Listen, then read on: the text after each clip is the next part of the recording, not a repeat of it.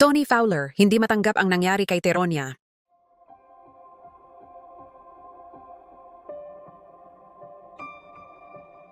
Toro family na bahala sa naging reaction ni Tony para kay Tyronia. Ito naman ay normal na reaction sa mga nanay kapag ito ay dumating na sa ating mga anak. Lalong-lalo na sa isang nanay na talagang mahal na mahal ang anak. Kilala natin si Tony Fowler na palaban talaga. Pero sa nangyari sa kanyang anak, ay talagang naging emotional at wala na talaga siyang magagawa dahil nga dalaga na talaga ang kanyang Tyronia. At ito ay hindi na niya mapipigilan pa. Kaya naman sa nangyari ngayon kay Tyronia, ay hindi niya mapigilan ang maalaala nung ipinanganak niya si Tyronia. Ang unang yakap at halik niya nung baby pa si Tyronia. Kaya naman ito ay nag-post agad ng mga memories nila ni Tyronia. Namin talaga ni Tony na nahihirapan siyang mag-move on at hindi pa siya handa. At never siya maging handa sa nangyari kay Tyronia ngayon. Ayon pa kay Tony, wala siyang pakialam kung tawagin siyang OE ng mga tao sa kanyang naging reaction.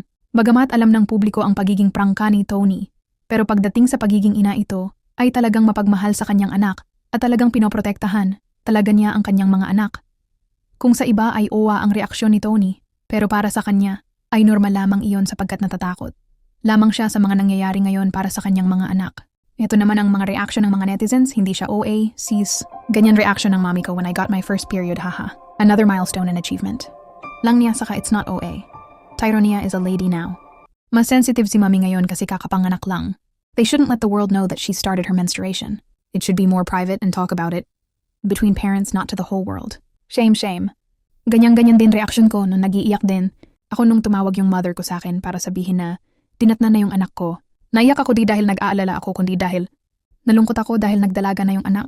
Kung wala ako sa tabi niya. Dahil OFW ako nung time na yon, hindi po matatawag na OA at kaartehan ang ganyang reaksyon ng ina. OA sa paningin ng iba pero iba-iba kasi. Tayo bilang nanay, kaya respeto na lang sana para sa kanya. Content man yan o anuman. Basta alam natin na SI Tony Fowler ay isang ina. Hahaha, mabilis lang panahon bigyan time ang anak kesa kung ano-ano ginagawa natin bilang magulang hindi habang buhay bata pa sila. Kaya give them unforgettable moment with parents